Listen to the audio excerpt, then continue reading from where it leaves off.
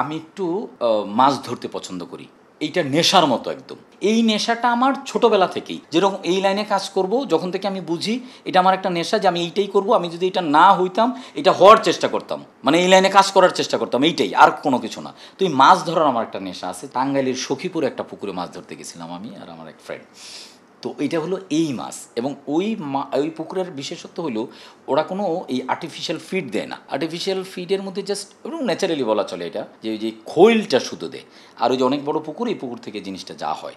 আর হলো মাঝে মাঝে এটা এই পুকুরে মাছ ধরার আয়োজন করা হয়, তখন এই যে নানান ধরনের খাবার টাবারগুলো ঢুকে, এটা দিয়ে মাছগুলো বড় হয় আর কি।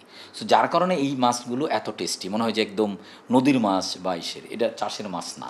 আমি মানে এটা ব্যাপক নেশা এটা আমার। এইটা দিয়ে মাছ ধরা দিয়ে আমি বুঝাই যে না, আমি আসলে যে অস্থিরতাটা মানুষের দেখে, এটা আমার একটা part, that's not my whole life. এটা আমার প্রচুর ধৈর্য আছে। ও ধৈর্য থাকবে না আপনি। আমার ছেলে মাছ ধরতে গেছে, আমার নিয়ে গেছে, আগে খুব আগ্রহ নিয়ে গেছে, পরে বলে যে না ভালো লাগবে না, কারণ আমি তো সকাল থেকে শুরু করে রাত পর্যন্ত মাছ ধরতেছিলাম। বাড়িতে যাবো বাড়িতে যাবো। না, গ্রামের মানুষের কাছে তো আমি সামহাও নানাভাবে কানেক্টেড, পারিবারিকভাবে কানেক্টেড, ওই ওই রিলেশন ধরে আমি কানেক্টেড।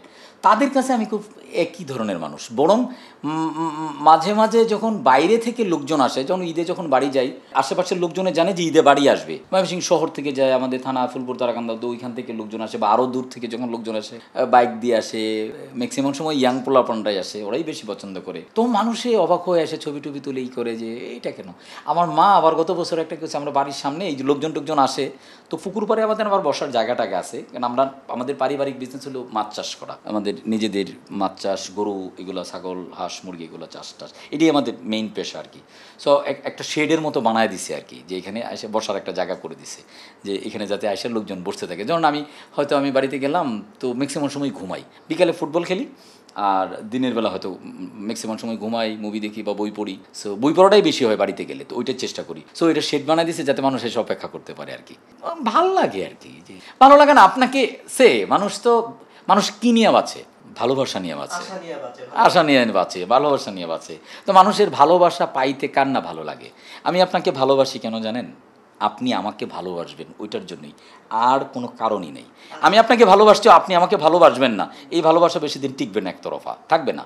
মানে I love you when you love me, তখন ইট উইল বি আড্ডা দিতে ভাল লাগে, যেমন আপনার সাথে কথা বলে আড্ডা দিতে ভাল লাগছে। কিন্তু যখন ফর্মালি কোনো কথা বলতে হয়, তখন মনে হয় স্ক্রিপ্টেড। তো এইটা আমার জন্য একটু টাফ হয়ে যায় আর কি, স্ক্রিপ্টেড জিনিস করতে আসলে চাই না। আর আমি আড্ডাবাজ মানুষ, আবার অ্যাট দ্য সেম টাইম আমি খুবই নিবৃতচারীও, নিজেকে একটু খোলসের ভিতরে একটু লুকায় রাখতেও ভাল লাগে। এটাই সত্যি কথা আসলে, বুঝছেন? যে মানুষটা সবসময় হাসে, আপনি দেখবেন যে এর ভিতরে হয়তো লুকানো কিছু আছে, হয়তো বা থাকে।